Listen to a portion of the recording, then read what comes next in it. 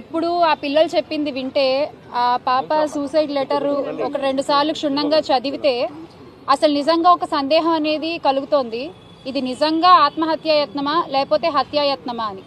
ఎందుకంటే ఆ ఇంజెక్షన్ ఏదైతే అంజలి అనే అమ్మాయి తీసుకుందో అది సెల్ఫ్గా ఎవరు తీసుకోలేరు అనే విషయం భరత్ గారు చాలా మంది డాక్టర్స్తో మాట్లాడుకుంటే ఆయనకు తెలిసిన విషయము. అండ్ అది నిజంగానే సెల్ఫ్గా తీసుకుంటే కాసేపటికి అది ప్యారలైజ్ అయిపోతుంది బాడీ అంతా. సో అది తీసుకోలేరట. మరి అలాంటిది 10 ml ఆ అమ్మాయి ఎలా తీసుకుంది, లేదా అమ్మాయికి ఎవరన్నా ఇంజెక్షన్ ఇచ్చారా?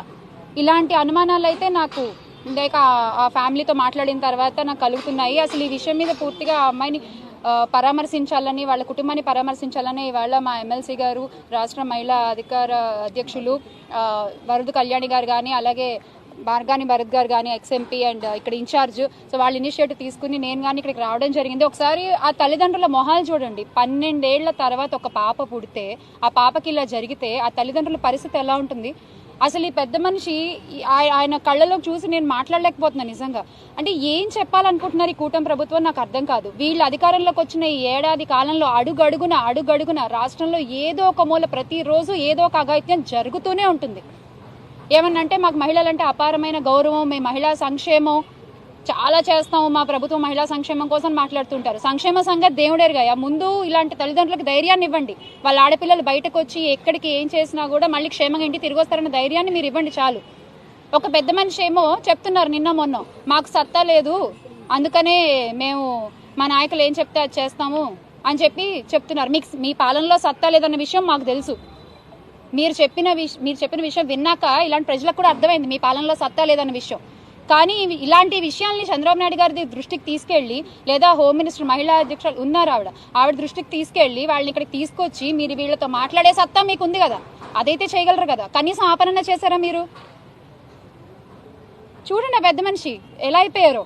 ఎవరు సమాధానం చెప్తారు? వాళ్ళ అమ్మగారు ఏమడుగుతున్నారు? మీరు న్యాయం చేయలేకపోతే, ప్రభుత్వం కనుక న్యాయం చేయలేకపోతే ఆ ఇంజక్షన్లు ఏవో మాకు కూడా ఇవ్వండి 2 ఇంజక్షన్లు అని చెప్పి అడుగుతున్నారు. ఇదా ప్రజలకు మీరు ఇచ్చే ధైర్యం?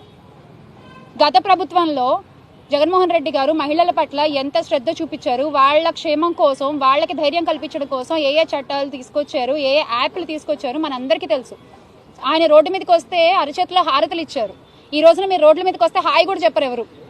అలాంటి పరిస్థితి మీరే క్రియేట్ చేస్తున్నారు. ఆ దీపక్ అనే వ్యక్తికి ఎందుకు మీరు ఇంకా ఆయన వెనకేసుకుని వస్తున్నారు? ఎందుకని? ఆయన గురించి ఎంక్వైరీ చేస్తే అంజలి విషయం అనే కాదు, ఇతర చాలా మంది ఆడపిల్లల్ని కూడా ఆయన ఇలాగే వేధిస్తున్నారన్న విషయం బయటపడింది. ఎందుకు అలాంటి వ్యక్తికి కొమ్ము కాస్తున్నారో నాకు అర్థం కావట్లేదు.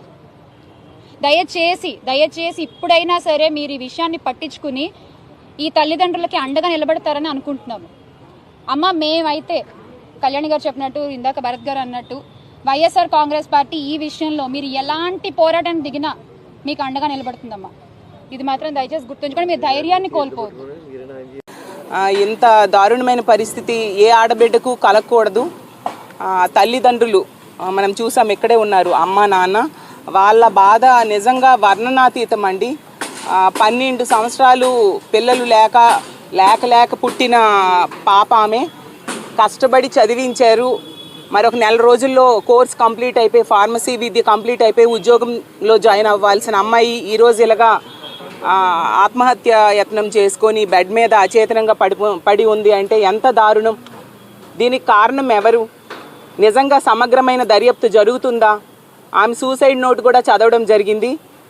ఆ దీపక్ అనే వ్యక్తి, ఇక్కడ కిమ్స్ హాస్పిటల్లో ఏజీఎంగా పనిచేస్తున్న దీపక్ అనే వ్యక్తి దారుణంగా ఆమెకి మోసం చేసి బ్లాక్మెయిల్ చేయడం జరిగింది.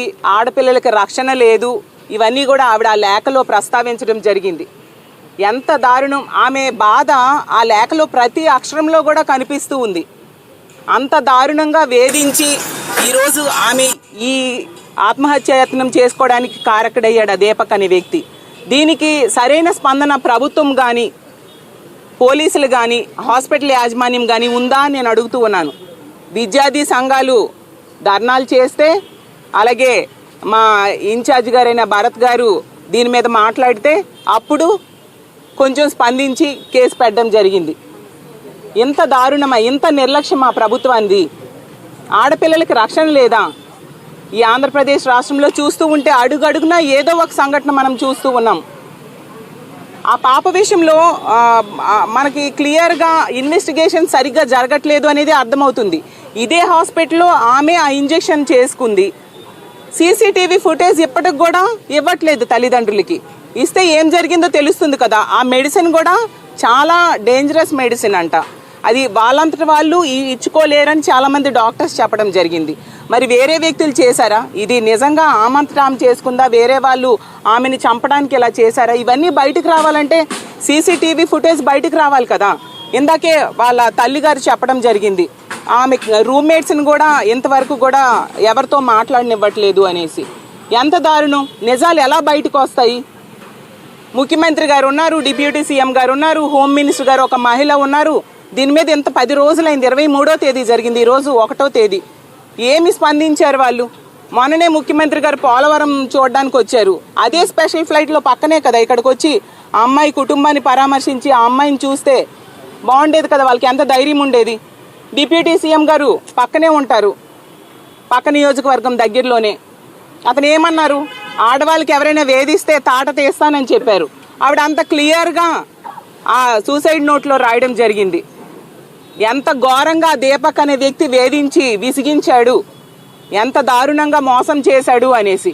మరి ఆ దీపక్ తాట తీయాలి కదా. అంటే టీడీపీ వ్యక్తి, టీడీపీ సింపథైజర్ అయితే వాళ్ళని ఇంకేమీ వీళ్ళు దండించరా? బాధితులకు న్యాయం చేయరా? హోమ్ మినిస్టర్ గారు పక్క జిల్లాయే. మరి ఆవిడ వెంటనే, ఒక మహిళా హోమ్ మినిస్టర్, ఆవిడ వెంటనే వచ్చి కుటుంబానికి ధైర్యం చెప్పాలి కదా.